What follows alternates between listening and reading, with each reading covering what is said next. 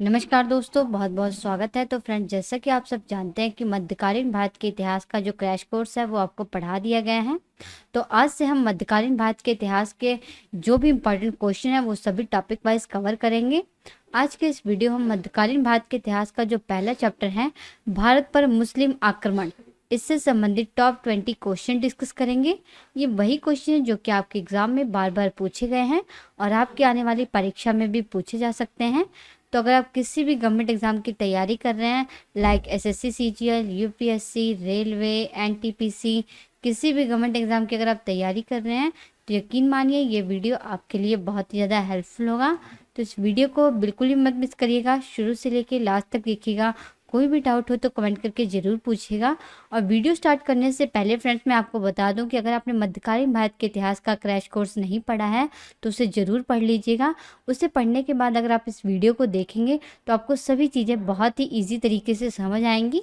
तो चलिए शुरू करते हैं। आज का हमारा पहला क्वेश्चन है, पैगंबर हजरत मोहम्मद का जन्म कब हुआ था?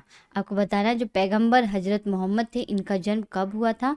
तो इसका राइट आंसर हो जाएगा ऑप्शन डी, 570 ईस्वी में। पैगंबर हजरत मोहम्मद का जो जन्म है वो 570 ईस्वी में हुआ था। अब यहाँ पे आपको मालूम होना चाहिए जो पैगंबर हजरत मोहम्मद थे इनका जन्म कहाँ पे हुआ था। तो इनका जो जन्म है वो मक्का शहर में हुआ था। मक्का शहर ये वर्तमान में कहाँ पे है? तो मक्का शहर ये वर्तमान में सऊदी अरब में है। और नेक्स्ट क्वेश्चन आपको पता होना चाहिए, जो पैगंबर हजरत मोहम्मद थे इनकी मृत्यु कब हुई थी? तो इनकी मृत्यु 632 ईस्वी में हुई थी। इंपॉर्टेंट क्वेश्चन है, ये क्वेश्चन एग्जाम में पूछा गया है। तो इतनी इंपॉर्टेंट बातें थी इस क्वेश्चन के बारे में। नेक्स्ट क्वेश्चन है, हिंद यानी कि भारत की जनता के संदर्भ में हिंदू शब्द का प्रथम बार प्रयोग किसने किया था? आपको बताना है कि हमारे भारत की जनता को सबसे पहले हिंदू कहकर किसने संबोधित किया था? अरबों ने किया था कि यूनानियों ने किया था कि ईरानियों ने किया था कि चीनियों ने किया था? तो इसका राइट आंसर हो जाएगा ऑप्शन बी, अरबों ने। भारत की जनता के संदर्भ में हिंदू शब्द का सबसे पहले जो प्रयोग है वो अरबों ने किया था। तो इसका राइट आंसर क्या है? तो इसका राइट आंसर है ऑप्शन बी।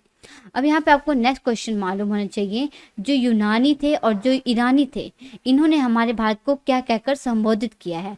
तो यूनानियों ने हमारे भारत को इंडिया कहकर संबोधित किया है, जबकि जो ईरानी थे इन्होंने हमारे भारत को हिंदुस्तान कहकर संबोधित किया है।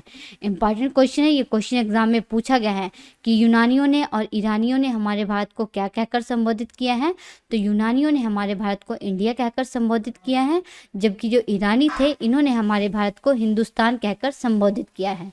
नेक्स्ट क्वेश्चन है, भारत पर पहला मुस्लिम आक्रमण किस वर्ष हुआ था? तो आपको बताना है कि हमारे भारत पर जो पहला मुस्लिम आक्रमण है ये किस वर्ष हुआ था। तो इसका राइट आंसर हो जाएगा ऑप्शन ए, 712 ईस्वी में। हमारे भारत पर जो पहला मुस्लिम आक्रमण है ये 712 ईस्वी में हुआ था। नेक्स्ट क्वेश्चन आपको पता होना चाहिए कि भारत पर पहला मुस्लिम आक्रमण किसने किया था? यूनानियों ने किया था कि अरबों ने किया था कि ईरानियों ने किया था कि चीनियों ने किया था? तो भारत पर जो पहला मुस्लिम आक्रमण है ना वो अरबों ने किया था। किसने किया था भारत पर पहला मुस्लिम आक्रमण? अरबों ने किया था। ठीक है, यहाँ पे अगली बात आपको ये मालूम होनी चाहिए कि भारत पर जो पहला मुस्लिम आक्रमण है ये किसके नेतृत्व में हुआ था? तो भारत पर पहला मुस्लिम आक्रमण मोहम्मद बिन कासिम के नेतृत्व में हुआ था। किसके नेतृत्व में भारत पर पहला मुस्लिम आक्रमण हुआ था? तो मोहम्मद बिन कासिम के नेतृत्व में भारत पर पहला मुस्लिम आक्रमण हुआ था। कब हुआ था? तो 712 ईस्वी में हुआ था। फ्रेंड्स, कहीं कहीं आपको देखने को मिलेगा कि भारत पर जो पहला मुस्लिम आक्रमण है ये 711 ईस्वी में हुआ है। तो कहीं कहीं 711 ईस्वी बताया गया है, कहीं कहीं 712 ईस्वी बताया गया है। तो अगर ऑप्शन में 711 ईस्वी आता है तो आप 711 ईस्वी पर भी टिक कर सकते हैं, आपका आंसर गलत नहीं होगा। ठीक है, नेक्स्ट क्वेश्चन है, इनमें से कौन गजनी राजवंश का संस्थापक था? आपको बताना है कि इनमें से किसने गजनी साम्राज्य की स्थापना की थी। तो इसका राइट आंसर हो जाएगा ऑप्शन बी, अलप्तगीन ने। गजनी राजवंश का संस्थापक कौन था? तो वो अलप्तगीन था। अब आपको नेक्स्ट क्वेश्चन पता होना चाहिए, जो अलप्तगीन था इसने गजनी साम्राज्य की स्थापना कब की थी? तो अलप्तगीन ने गजनी राजवंश की स्थापना 932 ईस्वी में की थी। ठीक है, और गजनी राजवंश का और किस नाम से जाना जाता है? तो तो गजनी राजवंश को यामिनी वंश के नाम से भी जाना जाता है। अगर आपसे ये क्वेश्चन पूछा जाए कि यामिनी वंश के नाम से किस राजवंश को जाना जाता है, तो गजनी राजवंश को ही यामिनी वंश के नाम से जाना जाता है। इंपॉर्टेंट क्वेश्चन है। यहाँ पे अलप्तगिन का नाम आया तो आपको मालूम होना चाहिए कि अलप्तगिन ये कौन था। तो अलप्तगिन ये एक तुर्क सरदार था। ये कौन था? तो ये एक तुर्क सरदार था। अलप्तगिन के बारे में एक इंपॉर्टेंट बात आपको ये मालूम होनी चाहिए, जो अलप्तगिन था इसने गजनी शहर को अपनी राजधानी बनाया था। अलप्तगिन ने किसे अपनी राजधानी बनाया था? तो अलप्तगिन ने गजनी शहर को अपनी राजधानी बनाया था। गजनी शहर ये वर्तमान में कहाँ पे है? तो गजनी शहर ये वर्तमान में अफगानिस्तान में है। इंपॉर्टेंट क्वेश्चन है। तो इतनी इंपॉर्टेंट बातें थी इस क्वेश्चन के बारे में। अगला प्रश्न है, निम्न में से कौन चंदेल शासक महमूद गजनवी से पराजित नहीं हुआ था? आपको बताना है कि इनमें से वह कौन सा चंदेल शासक था जो कि महमूद गजनवी से पराजित नहीं हुआ था। तो इसका राइट आंसर हो जाएगा ऑप्शन ए, विद्याधर। विद्याधर जो था वो चंदेल वंश का सबसे शक्तिशाली और सबसे बुद्धिमान शासक था। यही महमूद गजनवी से पराजित नहीं हुआ था। यहाँ पे महमूद गजनवी का नाम आया है तो इससे संबंधित बहुत से इंपॉर्टेंट क्वेश्चन आपको मालूम होने चाहिए। सबसे पहला क्वेश्चन तो आपको यही पता होना चाहिए, जो महमूद गजनवी था इसका जन्म कब हुआ था। तो महमूद गजनवी का जो जन्म है वो 971 ईस्वी में हुआ था। और इसकी मृत्यु कब हुई थी? तो इसकी मृत्यु 1030 ईस्वी में हुई थी। और नेक्स्ट क्वेश्चन आपको पता होना चाहिए, जो महमूद गजनवी था ये किसका पुत्र था। तो महमूद गजनवी ये सुबुक्तगीन का पुत्र था। किसका पुत्र था ये? तो ये सुबुक्तगीन का पुत्र था। और सुबुक्तगीन ये कौन था? तो ये अलप्तगीन का दामाद था। अलप्तगीन को तो आप जानते ही ये कौन था, तो इसने गजनी राजवंश की स्थापना की थी। गजनी राजवंश का संस्थापक कौन था? तो वो अलप्तगीन था। इसने गजनी राजवंश की स्थापना कब की थी? तो 932 ईस्वी में की थी। और अलप्तगीन का दामाद कौन था? तो वो था सुबुक्तगीन। सुबुक्तगीन अलप्तगीन का दामाद था। इसने 977 ईस्वी में गजनी साम्राज्य पर अपना अधिकार कर लिया था। और जो महमूद गजनवी था ये सुबुक्तगीन का पुत्र था। तो इस तरह से अगर आप सभी क्वेश्चन लिंक करके पढ़ेंगे तो आपको सभी चीज़ें बहुत ही आसान तरीके से याद हो जाएंगी। अब आपको पता होना चाहिए, जो महमूद गजनवी था इसने चंदेलों पर प्रथम आक्रमण कब किया था। तो महमूद गजनवी ने चंदेलों पर जो प्रथम आक्रमण है वो 1019 और 1020 ईस्वी के बीच में किया था। अगर आपसे ये क्वेश्चन पूछा जाए, जो महमूद गजनवी था इसने चंदेलों पर अपना दूसरा आक्रमण कब किया था। तो महमूद गजनवी ने चंदेलों पर अपना जो दूसरा आक्रमण है वो 1022 ईस्वी में किया था। इंपॉर्टेंट क्वेश्चन है, ये क्वेश्चन एग्जाम में पूछा गया है।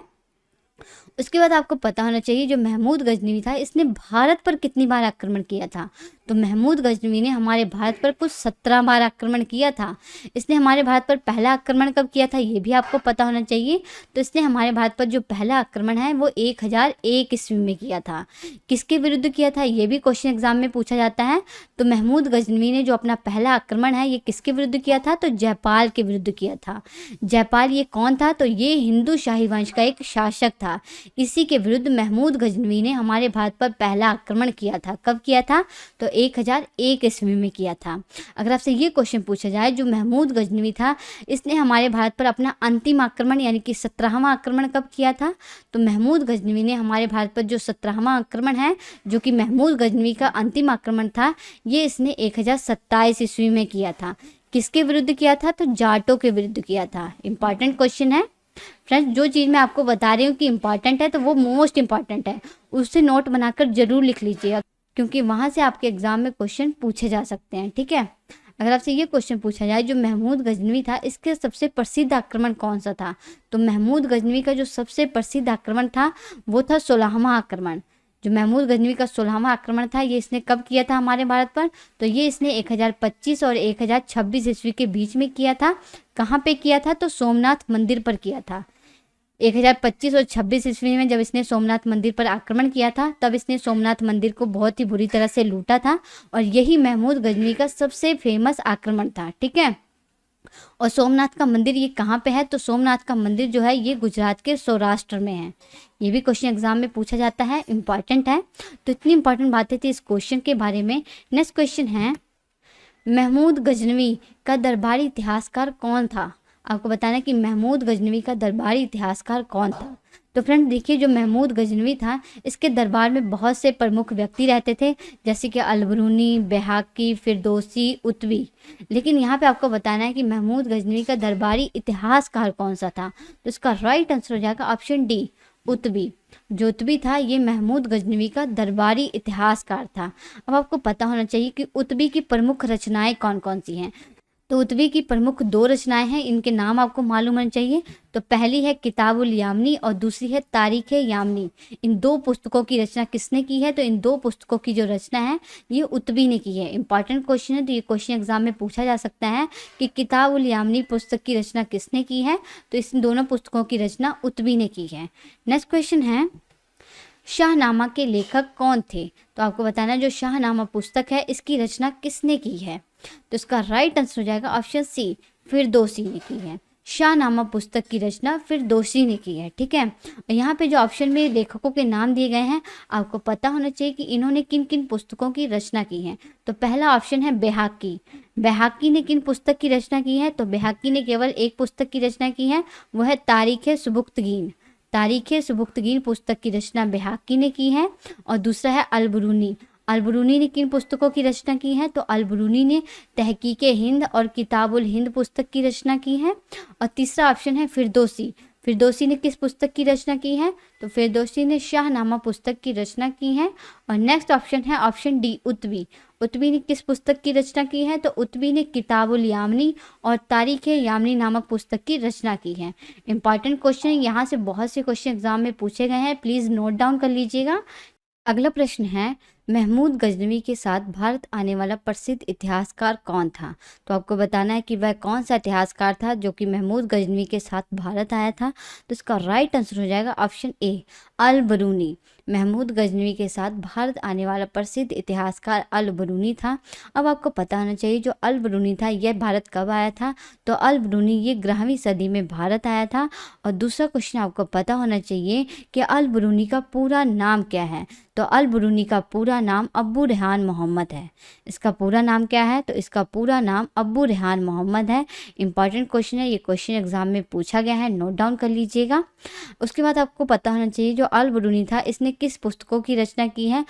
तो अल बरूनी ने तहकीक हिंद और किताबुल हिंद पुस्तक की रचना की है। इंपॉर्टेंट क्वेश्चन है ये भी। नेक्स्ट क्वेश्चन है, निम्नलिखित कथनों में से कौन अल बरूनी के संबंध में सही नहीं है? आपको बताना है कि इनमें से वह कौन सी बात है जो कि अल बरूनी के संबंध में सही नहीं है। तो पहला ऑप्शन है कि उसका ग्रंथ उस समय के जीवित भारत से प्रभावित था। ये बात सत्य है। जो अल बरूनी था इसे भारतीय इतिहास का पहला जानकार माना जाता है। और दूसरा ऑप्शन है कि वह संस्कृत का विद्वान था। ये भी बात सत्य है। जो अल बरूनी था वह संस्कृत का विद्वान था। और तीसरा ऑप्शन है कि वह त्रिकोणमिति का विशेषज्ञ था। ये भी बात सत्य है। और चौथा ऑप्शन है कि वह एक धर्मनिरपेक्ष लेखक था। ये बात सत्य नहीं है। जो अल बरूनी था वह एक धर्मनिरपेक्ष लेखक नहीं था। तो यहाँ पे आपको बताना था कि इनमें से कौन सी बात अल बरूनी के संबंध में सही नहीं है। तो इसका राइट आंसर हो जाएगा ऑप्शन डी, जो अल बरूनी था वह एक धर्मनिरपेक्ष लेखक नहीं था। ठीक है, नेक्स्ट क्वेश्चन है, पुराणों का अध्ययन करने वाला प्रथम मुसलमान कौन सा था? आपको बताना है कि इनमें से वह पहला कौन सा मुसलमान था जिसने पुराणों का अध्ययन किया था। तो इसका राइट आंसर हो जाएगा ऑप्शन बी, अल बरूनी। पुराणों का अध्ययन करने वाला पहला मुसलमान अल बरूनी था। अब आपको पता होना चाहिए जो अल बरूनी था इसका जन्म कब हुआ था? तो अल बरूनी का जन्म 1973 ईस्वी में हुआ था। कहाँ हुआ था ये भी आपको पता होना चाहिए। तो इसका जन्म ख्वारिज़म में हुआ था। ख्वारिज़म ये शहर वर्तमान में कहाँ है? तो ख्वारिज़म ये जो शहर है ये वर्तमान में उज्बेकिस्तान में है। नेक्स्ट क्वेश्चन है, किसने एक तरफ संस्कृत मुद्रा लेख के साथ चांदी के सिक्के चलवाए थे?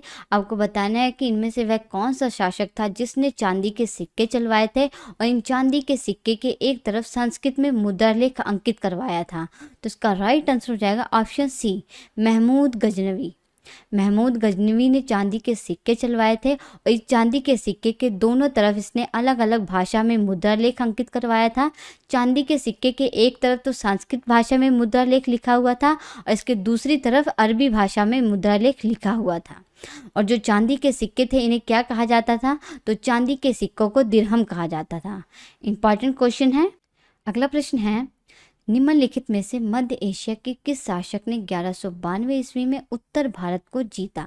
आपको बताना है कि इनमें से वह कौन सा शासक था जिसने 1192 ईस्वी में उत्तर भारत पर जीत हासिल की थी। तो इसका राइट आंसर हो जाएगा ऑप्शन डी, मोहम्मद गोरी। मोहम्मद गोरी ने 1192 ईस्वी में उत्तर भारत पर जीत हासिल की थी।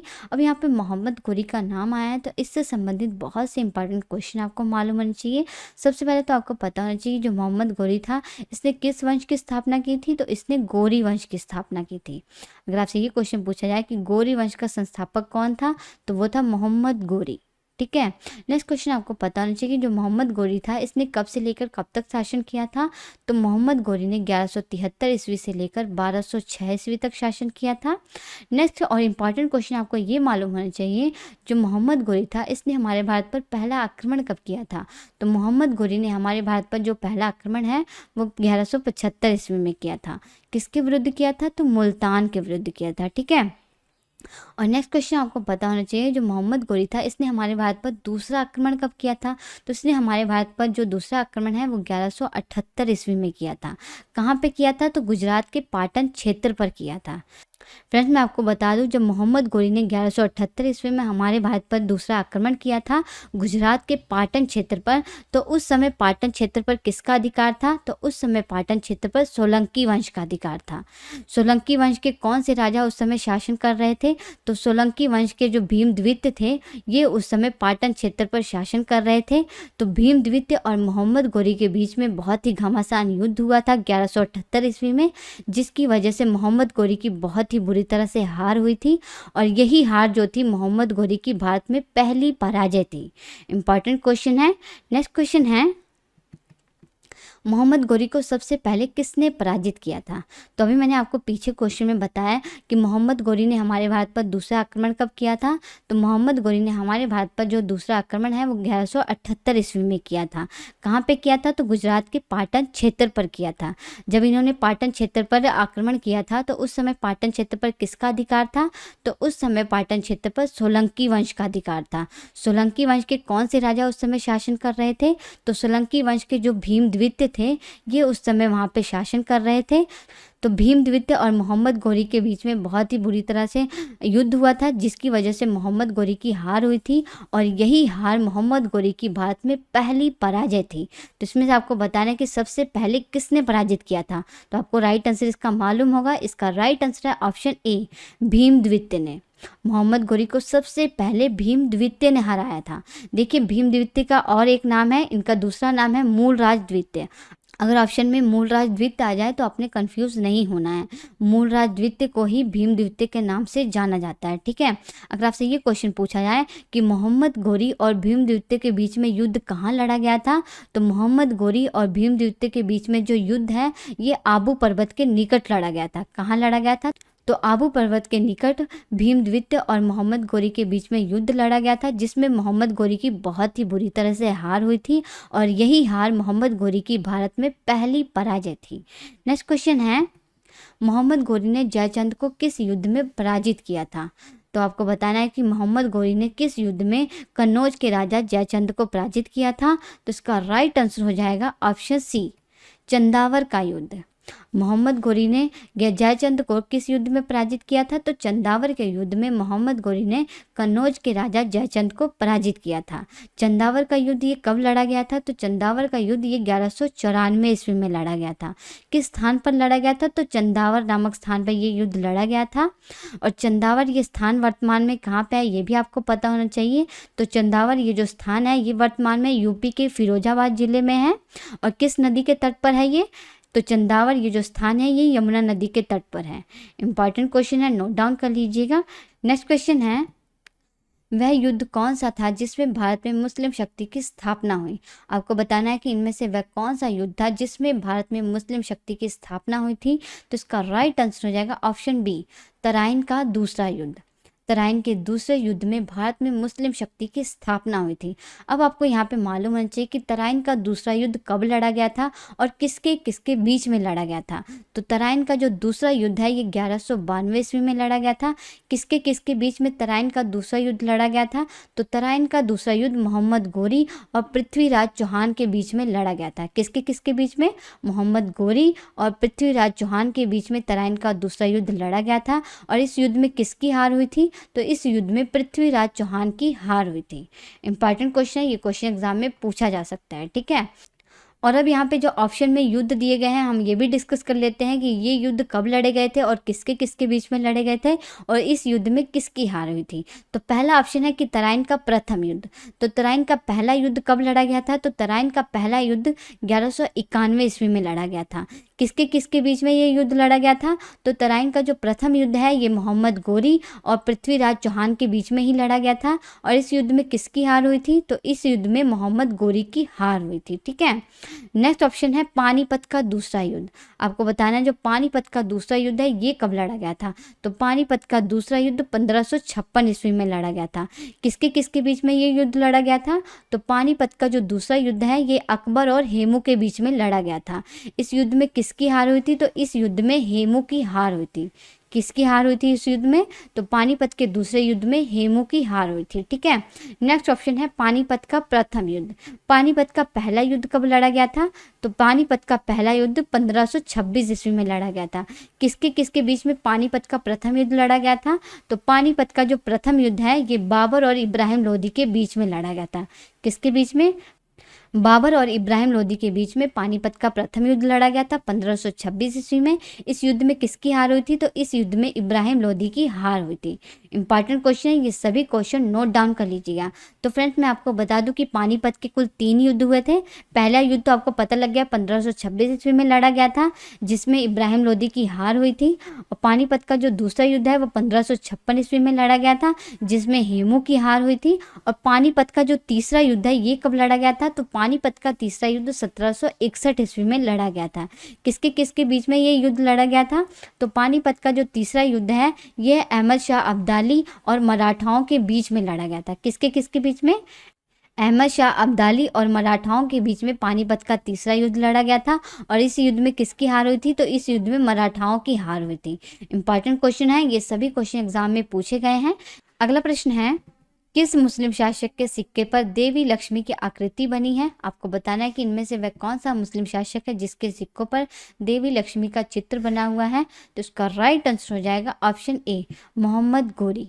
मोहम्मद गोरी के सिक्के के एक तरफ देवी लक्ष्मी की आकृति बनी हुई है और इसके सिक्के के दूसरी तरफ अरबी में कलमा खुदा हुआ है। ठीक है, एक तरफ देवी लक्ष्मी की आकृति बनी हुई है और दूसरी तरफ अरबी भाषा में कलमा खुदा हुआ है। इंपॉर्टेंट क्वेश्चन है। नेक्स्ट क्वेश्चन है, मोहम्मद गोरी के किस दास ने बंगाल व बिहार पर विजय प्राप्त की थी? तो इसका राइट आंसर हो जाएगा ऑप्शन डी, बख्तियार खिलजी। जो बख्तियार खिलजी था ये मोहम्मद गोरी का दास था। इसने बंगाल और बिहार पर विजय प्राप्त की थी। जो बख्तियार खिलजी था इसने 1202 ईस्वी में बिहार पर विजय प्राप्त की थी और बंगाल पर इसने 1204 और 1205 ईस्वी के बीच में विजय प्राप्त की थी। ठीक है, और फ्रेंड्स मैं आपको बता दूं जो बख्तियार खिलजी था इसी ने नालंदा विश्वविद्यालय को ध्वस्त किया था। अगर आपसे ये क्वेश्चन पूछा जाए कि नालंदा विश्वविद्यालय को तहस नहस किसने किया था, तो बख्तियार खिलजी ने ही नालंदा विश्वविद्यालय को तहस नहस किया था। इंपॉर्टेंट क्वेश्चन है। नेक्स्ट क्वेश्चन है, भारत पर आक्रमण करने वाला पहला तुर्क मुसलमान कौन था? आपको बताना है कि भारत पर आक्रमण करने वाला पहला तुर्क मुसलमान कौन था। तो इसका राइट आंसर हो जाएगा ऑप्शन सी, सुबुक्तगीन।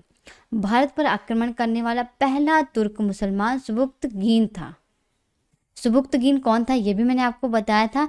तो सुबुक्तगीन ये किसका दामाद था? तो सुबुक्तगीन ये अलप्तगीन का दामाद था।